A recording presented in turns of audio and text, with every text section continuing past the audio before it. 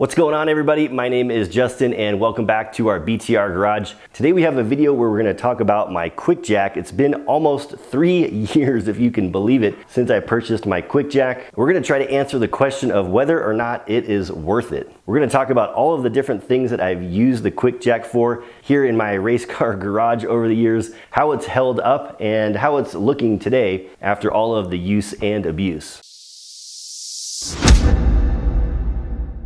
So first things first, if you guys haven't seen my original QuickJack video, again, almost 3 years old now, go check it out. I'll put a link down below that kind of goes over the QuickJack in general, how to assemble it, get it ready for use, and what I intended to use it for originally. That video has gotten over 250,000 views, by far the most popular video on my channel. I appreciate everybody watching and liking that video in the past. I hope this one is just as helpful. So over the last few years, we've used my QuickJack for quite a few different maintenance activities on the race cars. The most common thing that I'm using it for is to simply just bring the car up after or before a race event, take the wheels and tires off, check or clean the brakes, bleed the brake fluid, things like that. Make sure everything is in good running order with the wheels, suspension, and tires. And those types of things I'm doing probably every other week during the race season. So literally every 2 weeks, if not every weekend. Sometimes we'll have race weekends on back-to-back weekends. So the QuickJack is getting a ton of work during the racing season. In addition to that more basic stuff, I've used the QuickJack to swap entire suspension systems, sway bars, shocks, springs, suspension components of all kinds. No problem doing that kind of stuff. I've used it to change fluids, of course. That's an obvious one. Engine oil,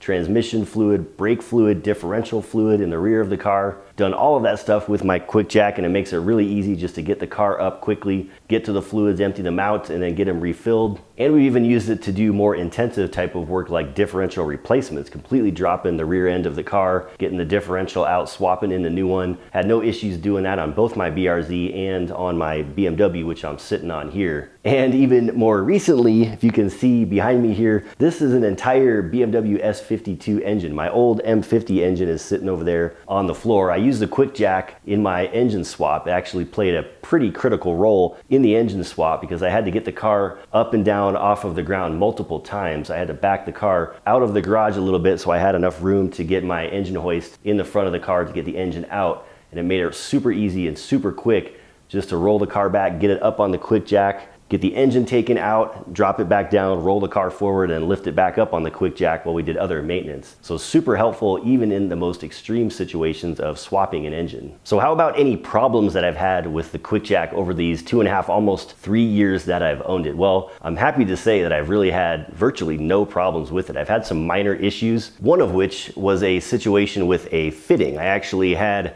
trouble connecting one of the fittings, these guys here,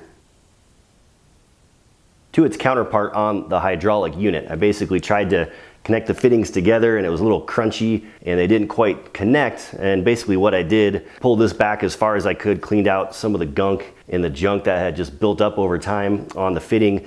And same thing with the male end of the fitting as well. Once I did that, they snapped together just fine and I haven't had that problem since. The second issue I had, which was actually just recently when I was doing my engine swap, I had the car ready to bring back up in the air after we got the engine out to do some additional cleaning and work underneath it. The jacks did not lift. Basically, I went and hit the up button to raise the car off the ground and nothing happened. The motor made noise, the hydraulic system made noise, but nothing happened. And I really didn't do anything to fix that problem. I just kept hitting the up button, then the down button, then the up button until finally it got enough pressure in the fluid system to lift the car back up, and then it worked perfectly fine again and hasn't given me a problem since. Probably some of that can be attributed to the fact that I have never done any maintenance on this thing since I bought it almost 3 years ago and initially filled it up with the hydraulic fluid. So there's probably a good chance that there's some air in the lines or something like that, and that might have been some of the issue that I experienced. I actually need to do another video, do some maintenance on the hydraulic unit, drain it, refill it again with some fresh fluid,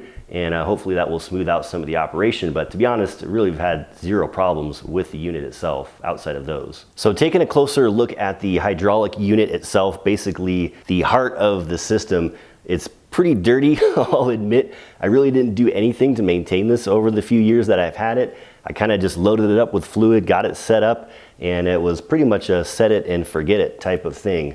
There's some fluid leaking around that maybe came out of some of the joints or fittings in the system, but other than that, it's really just a little bit dusty and needs a little bit of cleaning. Otherwise, it's kind of operated and done the same thing it's done since the day I bought it. As for the lifts themselves, now these guys have a little bit more wear and tear, but really it's just from moving them around on the garage floor.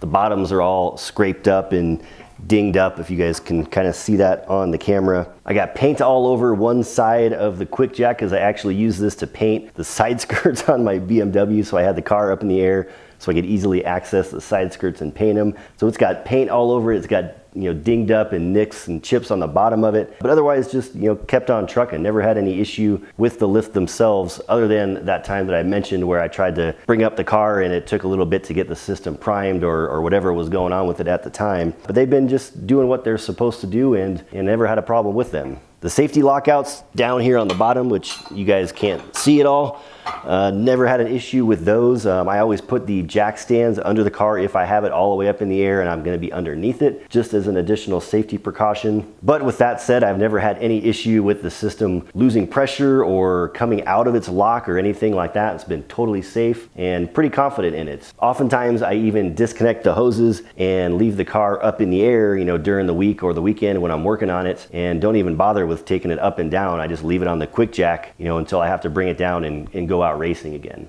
Overall, the QuickJack has been a pretty dang good performer in the almost 3 years that I have had it. I think if I had to give any tips for QuickJack owners or potential owners, the one thing I would do regularly, which I do regularly, is cleaning out your connections on a regular basis, taking the little green caps off them, making sure they're good and cleaned, and then putting the green caps back on after the fact as well. That will prevent you from having that little minor issue like I had where the connections just wouldn't connect together till they were cleaned again. Now, is the QuickJack for you? Well, that's a question you're probably gonna have to answer yourself. For me, it's all about the use case and the situation that you're gonna be using the QuickJack in. Are there alternatives? Sure, there are plenty of alternatives out there to the QuickJack that might be better for your particular use case. For me, in a small 2-car garage like I have now, where space is at a premium, the QuickJack is super easy to take down and store on the side of my wall. It's out of the way, doesn't take up any space, and it's easy to bring back out on the floor,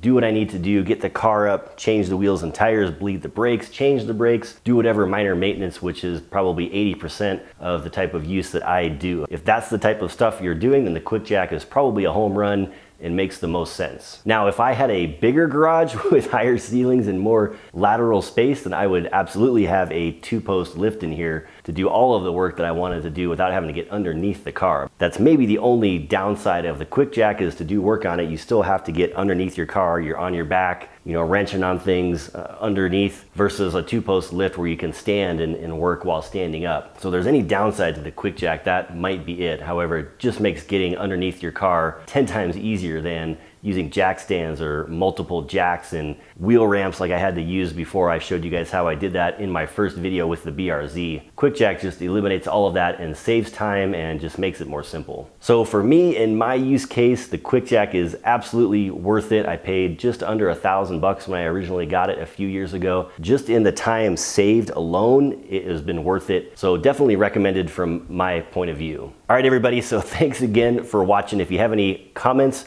thoughts, or questions, please leave them down below in the comments. I would love to hear from you. Hit that subscribe button if you haven't already. I love new fans and followers. For me, I got to get back to working on this car, get that S52 BMW M3 engine back in this thing so I can go racing again here. So until next time, stay safe out there, stay fast out there. I am checking out.